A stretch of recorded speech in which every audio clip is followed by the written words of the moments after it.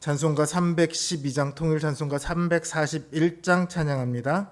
찬송가 312장 너 하나님께 이끌리어 찬양합니다.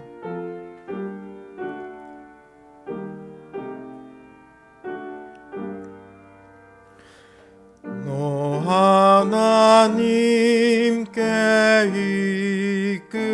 이끌리어 일평생 주만 바라면 너 어려울 때 힘주시고 언제나 지켜주시리. 주키신 사랑 믿는 자 그 반석 위에 서리라. 널 설레는 맘 가다듬고 희망 중 기다리면서 그녀로 신 주의 뜻과 사랑에 만족하여라.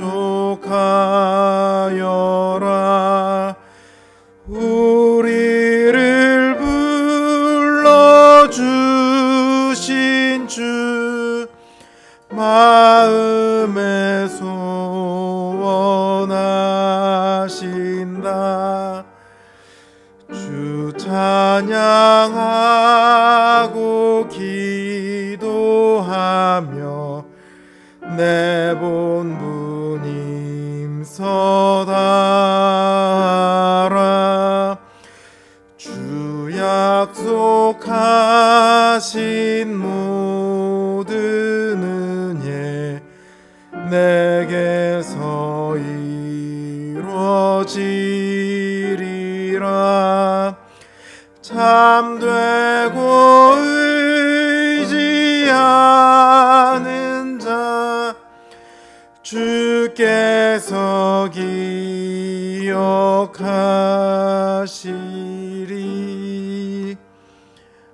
아멘. 549장 통일 찬송가 431장 찬양합니다.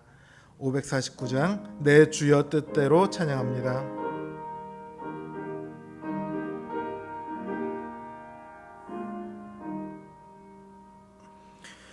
내 주여 뜻대로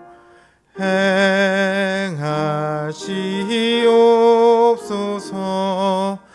온 몸과 영혼을 다 주께 드리니 이 세상 고락간 주 인도하시고 날 주관하셔서 뜻대로 하소서. 내 주여 뜻대로 행하시옵소서. 큰 근심 중에도 낙심케 마소서. 인도 때로는 울기도 하셨네. 날 주관하셔서 뜻대로 하소서. 내 주여 뜻대로 행하시옵소서.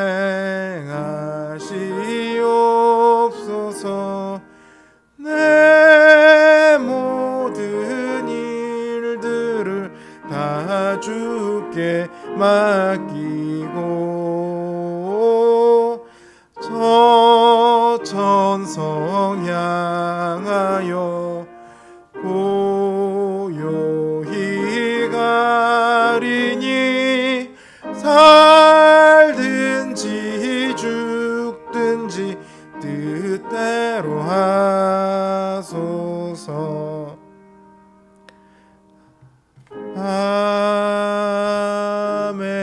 아멘. 기도합니다. 오늘 하루도 우리를 지키시고 돌보아 주셔서 이 저녁 또다시 주님 앞에 고개 숙이게 하심을 감사를 드립니다. 주님, 그러나 우리가 고백할 수밖에 없는 것은 오늘 하루 여전히 우리는 수많은 죄를 지었고 수많은 거짓과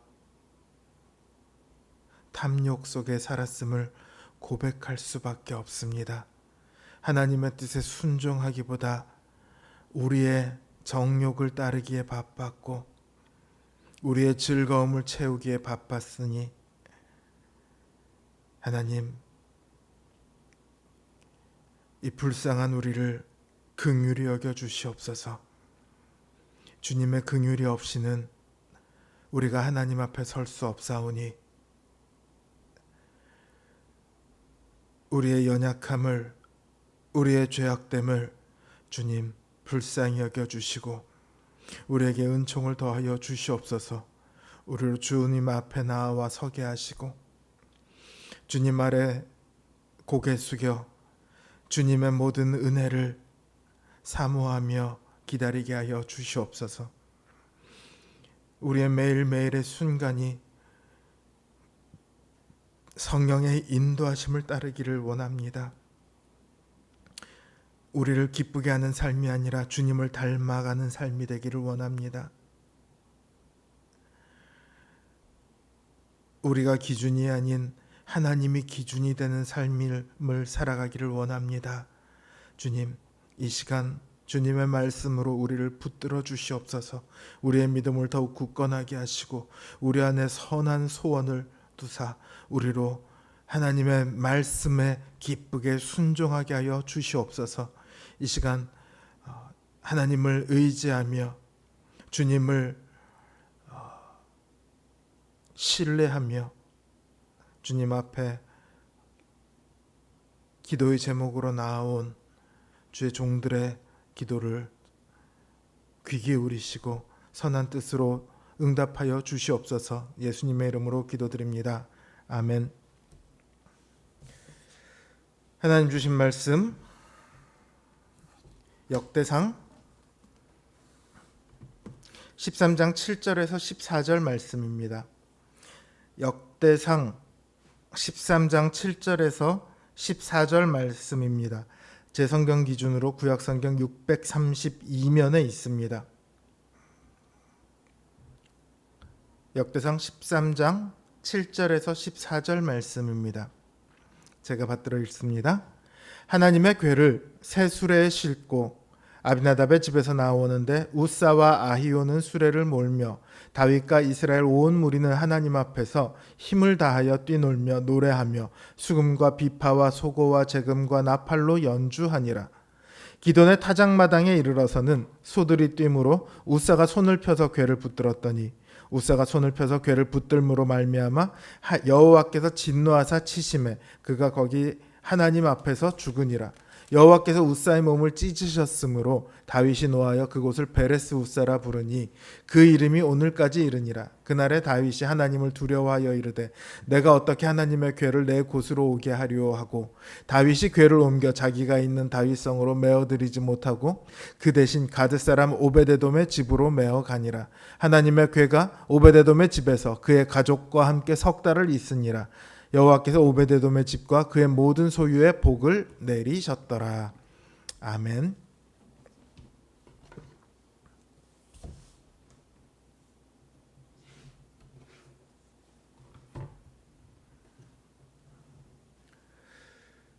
다윗은 하나님께 묻기 위해 언약궤를 옮겨오기로 합니다. 그래서 온 이스라엘에서 사람들을 모으고 제사장과 레위인을 모아요. 이들을 거느리고 기럇 여아림에 올라가서 그 아비나답의 집에 있는 하나님의 궤를 새 수레에 싣고 나옵니다. 그때 아비나답의 아들 우사와 아히오가 수레를 몰고요. 다윗과 이스라엘 온 무리가 하나님 앞에서 힘을 다해 뛰놀며 수금과 비파와 소고와 재금과 나팔로 연주합니다. 이런 모습을 보면 다윗과 이스라엘 백성들이 여호와의 궤가 옮겨오는 것을 얼마나 기뻐했는지 알 수 있죠. 그러면 하나님께서도 이 모습을 보면서 흐뭇해하셔야 할 텐데 그 다음에 되어지는 일들은 그렇지 않아요. 기돈의 타작마당에 이르렀을 때 소들이 갑자기 날뜁니다. 수레를 끌던 소들이 날뛰니까 거기 실려있던 여호와의 궤가 어떻게 됩니까? 당연히 수레에서 떨어지지 않겠습니까? 그러니까 수레를 몰고 있던 우사가 아이고 큰일 났다 싶어서 손을 들어서 그 여호와의 궤를 떨어지지 않게 붙잡습니다. 하나님의 궤가 땅에 떨어지지 않게 하려는 선한 의도였죠. 그런데 놀랍게도 하나님께서는 그런 우사를 찢어버리십니다. 우사가 나쁜 마음으로 그런 것이 아니잖아요. 하나님의 궤가 땅에 떨어지는 걸 막으려고 했는데 하나님께서는 왜 우사의 몸을 찢으셨을까요? 이해하기 힘든 부분이에요. 그런데 14절을 보면 언약궤가 옮겨간 오베데돔의 집과 그 소유에 하나님께서 복을 내리셨다 이렇게 말하고 있거든요. 그러니까 하나님의 궤 근처에 가면 죽는다 이런 게 아니란 말이에요. 오히려 하나님의 궤로 인해서 오베데돔의 집은 복을 받았어요. 그러면 우사가 죽은 것은 다른 이유가 있겠죠. 무언가 죽을 만한 이유가 있을 거예요. 사무엘상 6장을 보면요, 블레셋에 빼앗겼던 언약궤가 다시 돌아오는 장면이 나옵니다. 그때 블레셋 사람들이 송아지를 떼어놓은 그 어미소에게 법궤를 실은 수레를 끌게 합니다. 이 소들이 베세메스 길로 가는데 송아지를 떼어놓은 어미소임에도 불구하고 뒤로 되돌아가거나 울고 있거나 좌로나 우로나 치우치거나 하지 않고 그리고 쭉 갑니다. 사실 이건 있을 수 없는 일이거든요. 그런데 오늘은 하나님의 궤를 끌던 소들이 날뛰어요. 아니 그 어미소마저도 그 하나님의 궤를 메고 쭉 가게 만드셨던 하나님이라면 잠잠하게 하실 수 있잖아요. 근데 소가 날뛰었다면 이것은 하나님께서 이 언약궤 옮기는 것을 거부했다라는 뜻이 되겠죠. 하나님께서 이 궤의 운반을 거부하신 것은요, 세 가지 이유가 있습니다. 우선 율법에 따르면요, 하나님의 궤는 4개의 금 고리가 달려 있고 거기에 2개의 막대를 끼울 수가 있어요. 그래서 사람이 직접 어깨에 메고 운반하도록 했어요. 수레가 아니라. 수레에 언약궤를 실었던 건 블레셋의 방식이었죠. 율법의 방식이 아니고. 또 율법에서는요, 그 언약궤를 운반하는 사람조차 누구만 할 수 있다고 했냐면 레위인만 할 수 있다고 했습니다. 그런데 오늘 수레를 몰았던 우사는 레위인이 아닙니다. 그러니까 애초에 이 임무에서 배제되었어야 했어요. 거기다가 그 레위인조차도요, 막대를 사용해서만 궤를 운반할 수 있었지 궤에 손을 댈 수는 없었습니다. 그런데 우사는 그 궤에 손을 댔죠. 하나님께서 우사를 찢으신 것은요, 이처럼 여러 가지 이유가 복합적이었습니다. 무엇보다 이 궤를 운반하는 데 있어서 율법을 따르지 않았습니다. 뿐만 아니라 우사조차도요, 하나님의 궤를 손으로 만지는 것이 괜찮을 거다라고 생각했으니까 궤를 붙들었겠죠. 그런데요, 이 하나님의 궤는요, 거룩한 곳입니다. 하나님의 보좌가 있는 곳이에요. 그래서 누구만 이 앞에 나아갈 수 있냐면 대제사장만 나아갈 수 있어요. 대제사장만 1년에 한 차례 그 이스라엘 백성들의 죄를 지고 하나님 앞에 나아갑니다. 근데 그때 이스라엘 그 대제사장이 자신의 죄가 해결이 되지 않았다면 어떻게 될까요?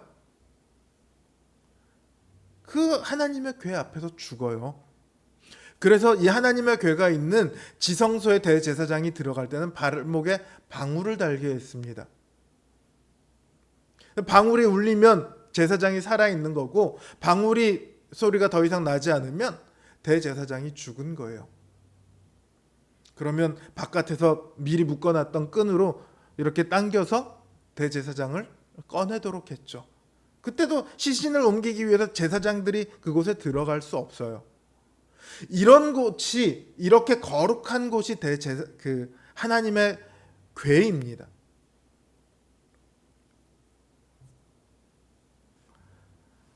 그런데 레위인도, 대제사장은커녕 레위인도 아닌 우사가 그 보좌를 붙들었는데 아무 일도 안 생길까요?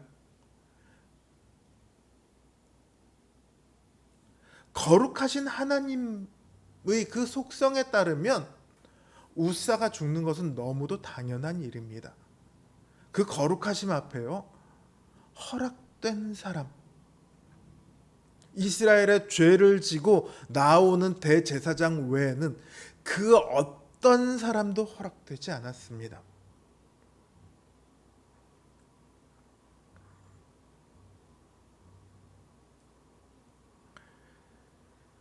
하나님의 소가 날뛰게 하셔서 언약궤의 운반을 거부하신 것은 율법을 운반하는 데 있어서 율법을 지키지 않았기 때문이고요. 우사가 찢겨 죽은 것은 우사가 하나님의 거룩함을 범했기 때문입니다. 그러니까 지금 하나님께서는 비록 죽기는 우사만 죽었지만 우사뿐만 아니라 다윗에게도 책망하고 계시는 거예요. 그러니까 소가 먼저 날뛰었죠. 우사가 죽은 것은 그 다음 일이죠. 소가 날뛰은 그 순간에 이미 하나님께서는 다윗을 책망하셨어요. 다윗은 이 하나님의 궤를 옮겨올 때 뭐라고 하고 옮겨왔어요? 내가 하나님께 묻겠다라고 얘기를 했습니다. 그런데 정작 그 하나님의 궤를 옮겨옴에 있어서 그는 율법을 따르지도 않았고 하나님께 묻지도 않았습니다. 율법을 따르지 않을 거면 하나님께, 하나님, 레위인이 그 어깨에 매는 대신에 수레에 이 언약궤를 실어도 될까요? 레위인이 아닌 우사가 그 수레를 앞에서 운전해도 될까요? 물었어야죠. 다윗은 하나님께 묻기 위해 언약궤를 가져오면서 정작 하나님께 묻지 않습니다. 율법을 따르지도 않았고 하나님께 묻지도 않았다는 말은 결국 자기 하고 싶은 대로 했다는 뜻이에요. 사울과 다를 바가 하나도 없죠. 이런 상황을 보고 다윗이 노하였다, 이렇게 되어 있습니다. 근데 이 노함은 하나님을 향한 것이 아니라 자기 자신을 향한 노함이라고 봐야 되겠죠. 공동 번역에서는 이걸 두고 몹시 마음에 걸려라고 번역을 했습니다. 다윗은 이제 하나님 앞에 설 자신이 없습니다. 우사가 선한 의도로 하나님의 궤를 붙들었음에도 죽는 걸 봤잖아요. 그러니까 궤를 자신의 성으로 옮겨갈 자신이 없어요. 자신도 죽을 것 같거든요. 그래서 중간에 오베데돔의 집으로 메어가도록 합니다. 하나님 앞에 묻겠다고 했지만 그 묻는 것조차 이제 두려워진 거예요. 이 모든 일은 다윗이, 그리고 우사가 자기의 보기에 선한 대로 행동했기 때문입니다. 그 행동이 잘못됐다는 것이 아닙니다. 다윗은 전심을 다해서 그 궤를 옮겨오는 걸 즐거워했어요. 그 행동은 분명히 인간의 관점에서 봐서 잘못된 것은 아닙니다. 그러나 하나님의 관점에서는 그것은 분명히 잘못된 것이죠. 어제 말씀을 통해 우리가 하나님의 기준이 하나님이 우리의 기준이 되어야 하는 것을 배웠다면 오늘은 자기가 기준이 될 때 어떤 일이 일어난가를 우리가 배울 수 있습니다. 여러분의 인생의 기준은 누구입니까? 오늘 하루 여러분은 어떤 기준을 가지고 살으셨습니까? 우리가 기준이 되면요, 그때는 즐겁고 좋을 수 있습니다. 내 마음대로 하면 자유롭다고 느낄 수 있습니다. 그러나 우리가 기준이 되면 우리는 하나님의 뜻을 묻지 않게 됩니다. 하나님의 말씀을 어기게 됩니다. 결국 하나님께 나아가기를 두려워하고 하나님을 피하게 됩니다. 그래서 결국은 멸망으로 이어지게 되는 거죠. 사사시대가 그랬고 사울이 그랬고 오늘 우사가 그랬습니다. 우리는 너무 쉽게 우리가 기준이 되어서 살아갈 수 있습니다. 하나님의 뜻을 묻지 않고요, 내 경험과 내 지식을 따라서 살아갈 수 있습니다. 그러기 너무 쉽죠. 혹은 세상의 방식과 세상의 지혜를 따라 살아갈 수 있습니다. 우리 삶 가운데 이런 일들은 아주 빈번하게 일어나죠.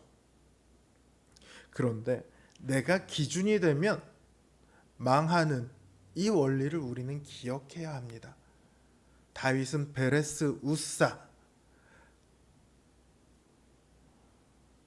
우사를 찢으셨다, 이 말을 늘 기억합니다.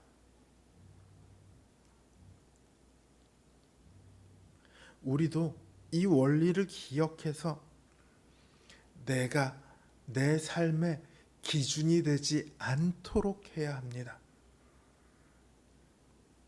부디 하나님이 기준이 되는 인생을 살아가시는 우리 성도님들 되시길 주님의 이름으로 기원합니다. 이제 주신 말씀 생각하면서 그리고 우리 기도 제목을 놓고 기도하도록 하겠습니다.